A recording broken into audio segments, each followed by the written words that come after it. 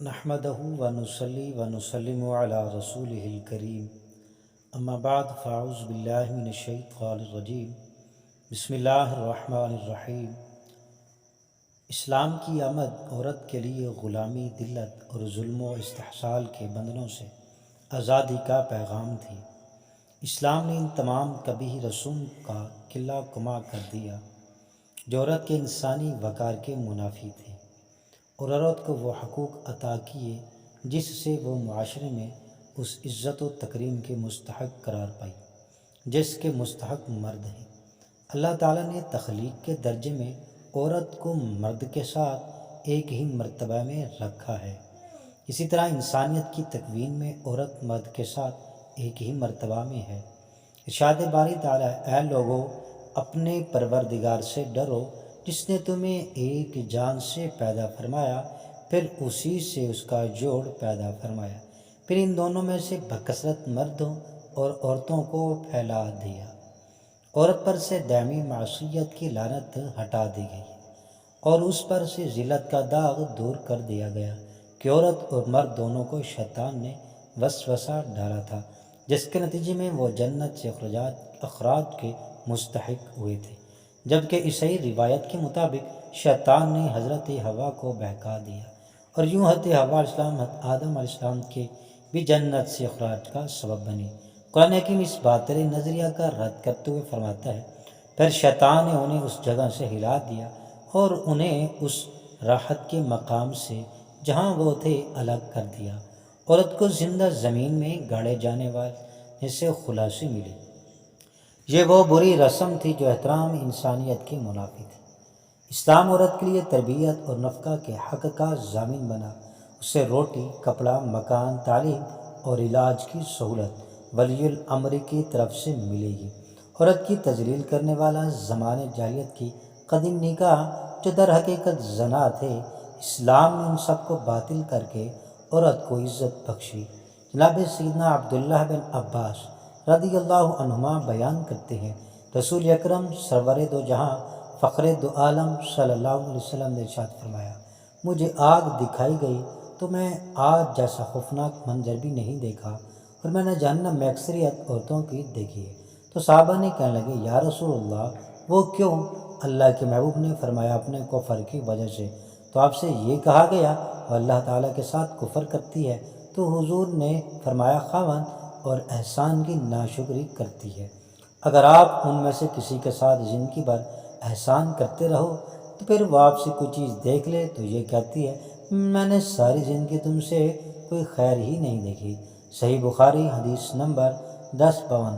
حضرت ابو سعید خدری بیان کرتی ہیں، رسول اللہ صلی اللہ علیہ وسلم عید الاضحیٰ یا عید الفطر کے لیے عیدگاہ کی طرف نکلے تو عورتوں کے پاس گزرے تو فرمانے لگے، اے عورتوں کی جماعت، صدقہ اور خیرات کیا کرو، بے شک مجھے دکھایا گیا ہے کہ تمہاری جہنم میں اکثریت ہے۔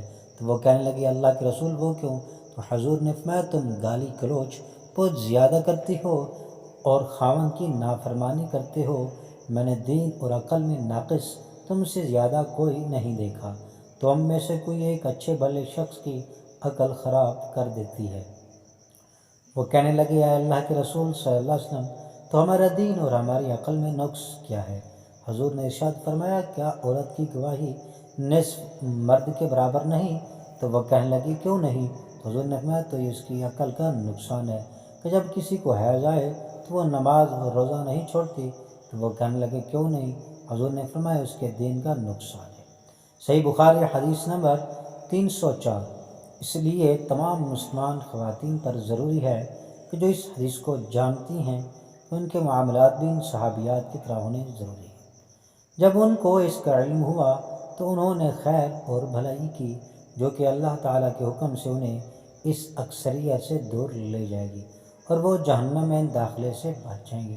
تمام خواتین کو ہماری یہ نصیحت ہے، وہ اسلام کے شعائر اور فرائض پر عمل کرے اور خاص کر نماز پڑھے، ان اشیاء سے دور رہے جو کہ اللہ تعالیٰ نے حرام کی ہیں، خاص کر اس شرک سے جو کہ عورتوں کے اندر مختلف صورتوں میں پھیلا ہوا ہے، مثلا اللہ تعالیٰ کے علاوہ دوسروں سے حاجت پوری کروانا، جادوگروں نجومیوں کے پاس جانا۔ شریعت مطہرہ نے بیوی کو اپنے شوہر کے خوب اطاعت اور فرما برداری کا حکم دیا ہے۔ ارشاد نبوی بالفرض، اگر میں کسی کو کسی کے سامنے سجدہ کرنے کا حکم دیتا تو بیوی سے کہتا کہ وہ اپنے شوہر کو سجدہ کرے۔ اس اطاعت اور شاعری کا ایک نمونہ یہ ہے، جب شوہر بیوی کو اپنا تقاضا پورا کرنے کے لیے بلائے تو بیوی انکار نہ کرے۔ اس سلسلے میں حدیث مبارک میں واضح تعلیمات موجود ہیں۔ چنانچہ ارشاد مبارک ہے، جب آدمی اپنی بیوی کو اپنی حاجت پوری کرنے کے لیے بلائے اور بیوی انکار کرے، جس پر شوہر غصے کی حالت میں رات گزارے تو صبح تک فرشتے اس عورت پر لعنت بھیجتے رہتے ہیں۔ دوسری روایت میں جب شوہر اپنی بیوی کو اپنی حاجت پوری کرنے کے لیے بلائے تو عورت کو چاہیے وہ اس کے پاس چلی جائے، اگرچہ روٹی پکانے کے لیے تنور پر ہی کیوں نہ کھڑی ہو۔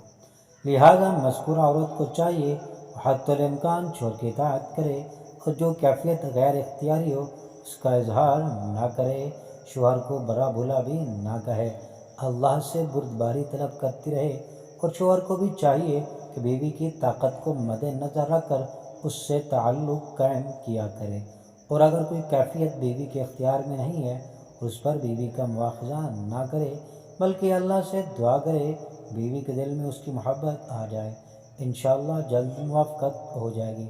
ہم اللہ تعالیٰ سے دعا گو ہیں وہ ہمیں اور ہمارے سب بہن بھائیوں کو آگ سے دور کرے اور اس قول و عمل کرنے کی توفیق نصیب فرمائے، آمین بجاہ النبی الکریم الامین۔